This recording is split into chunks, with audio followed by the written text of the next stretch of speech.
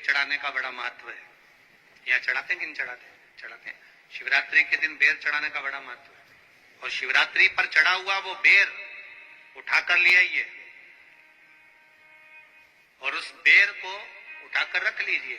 मान लो किसी को उदर से जुड़ी हुई जब तकलीफ रहती है, पेट से जुड़ी हुई तकलीफ रहती है, पेट से जुड़ी हुई कोई भी प्रॉब्लम हो, अगर पेट से जुड़ा हुआ कोई भी रोग आपको लग गया और डॉक्टर की दवाई चल रही है, सारी औषधि चल रही है, जो शिवरात्रि पर आपने बेर चढ़ाया है वो बेर अगर आपके यहाँ रखा हुआ है, वो बेर उस रोग वाले व्यक्ति को खिला दीजिए। आधे घंटे के अंदर पेट का दर्द, पेट की तकलीफ, पेट का कैसा भी रोग होगा एकदम आराम लग जाएगा। उस बेर में इतना दम, इतना प्रबलता आ जाती है। शंकर को जो शिवरात्रि के दिन बेर चढ़ाया जाता है,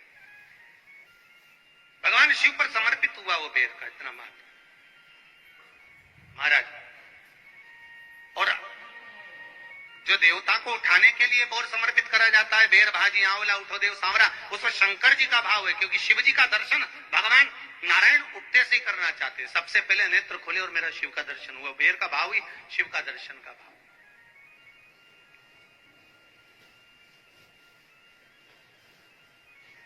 कितनी बड़ी औषधि होगी बेर के अंदर, जरा देखिएगा कि मेरे राम जी शबरी अम्बा के दरवाजे पर पहुंचे।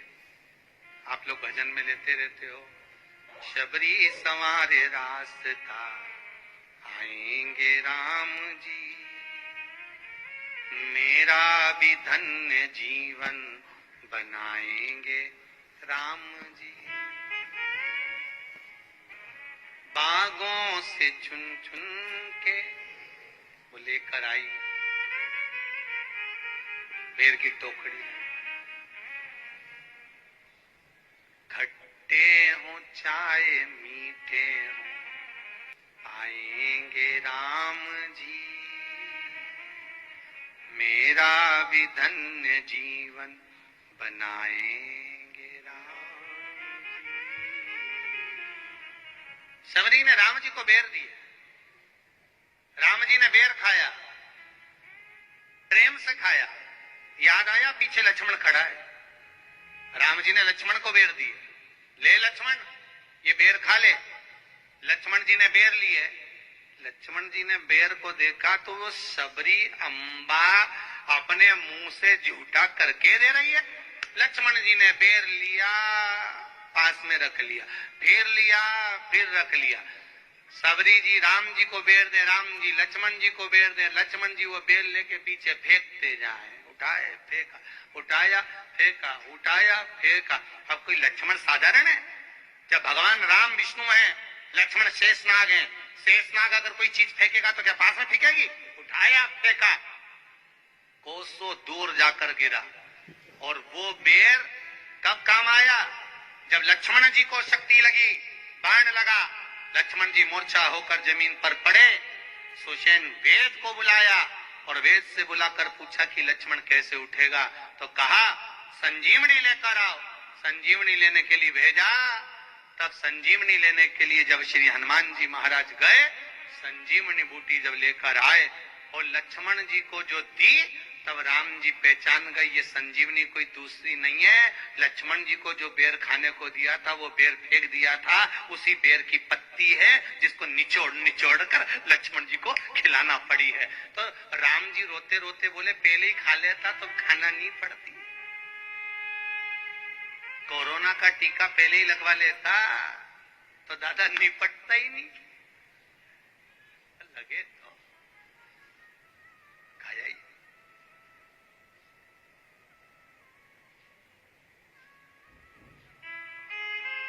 यह तो सीधी सीधी बात है ना। कहा पोलियो की दवाई जन्म लिए बच्चे से लेकर 5 वर्ष तक के बच्चे को पोलियो की दवाई पिलाई जाएगी। पोलियो की दवाई पियो तो हाथ पैर से विकलांग नहीं होगे। बोलो, बोलते कि नहीं बोलते? पियो विकलांग नहीं होगे। जो नहीं पिएगा वो हाथ पैर से विकलांग हो जाएगा। उसी तरह शिव महापुराण की कथा, जिसका जन्म नहीं हुआ, जो माता के गर्भ में है, उससे लेकर जो मर रहा है उस तक के व्यक्ति को सुनाई जाएगी।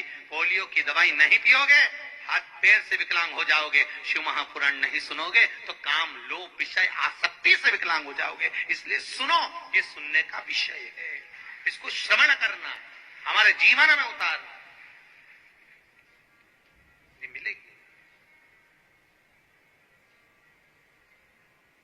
प्राप्त होना बड़ा मुश्किल है। शिव महापुराण में कहा था कि आंवले का पेड़ किसी को दान नहीं दिया जाता।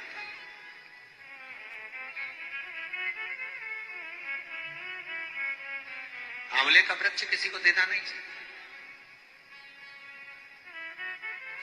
हाँ, कहीं जाकर लगाना हो तो आप खुद जाकर लगा दो। आपको स्वयं जाकर लगाना है, लगाओ। किसी बगीचे में लगाना है, किसी गार्डन में लगाना है, कहीं जाकर आपको रोपित करना है तो करो। पर आंवले का वृक्ष उठाकर किसी को दान नहीं दिया जाता। इसलिए हिंदू धर्म में जब आंवला नोमी का उद्यापन होता है तो आंवला नोमी के उद्यापन में आंवले का चांदी का वृक्ष बनाया जाता है, विष्णु पुराण के हिसाब से। अब दुनिया के लोग आंवले का वृक्ष दे रहे हैं, वो आंवला नोमी में चांदी का वृक्ष नहीं बनाया। उन्होंने सोचा पंडितों लालची हो गए होंगे या पंडितों का लालच होगा तो कौन आंवले का वृक्ष बनवाए, इतना छोटा सा भी क्यों बना। पर शास्त्र कह रहा है कि उस जगह पर यदि चांदी का भी तुम आंवले का वृक्ष नहीं बना पाते आंवला नोमी के उद्यापन में, तो आप पान के पत्ते पर चंदन से आंवले का वृक्ष बना लो। पर आंवले का वृक्ष दे देने पर लक्ष्मी शांति छिन्न हो जाती है, उस घर में क्लेश मचना प्रारंभ हो जाता है, अशांति होती है।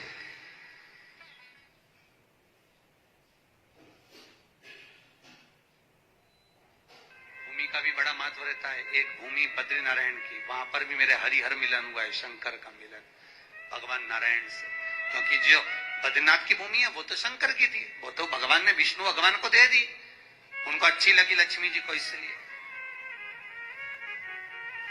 प्राप्त तो हुआ है। मृदा का महत्व, मिट्टी का महत्व हमारा शास्त्र वर्णन करता है, बड़ा महत्व।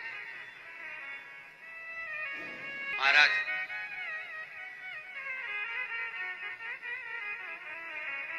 ₹1 कमा रहे हो, ₹1.25 खर्च हो रहा है, पैसा हाथ में नहीं दिख रहा, पैसे की कमाई नहीं हो रही, बहुत टेंशन चल रहा है, व्यापार नहीं चल रहा, तिरुपति जाओ। तिरुपति में कहां जाना है?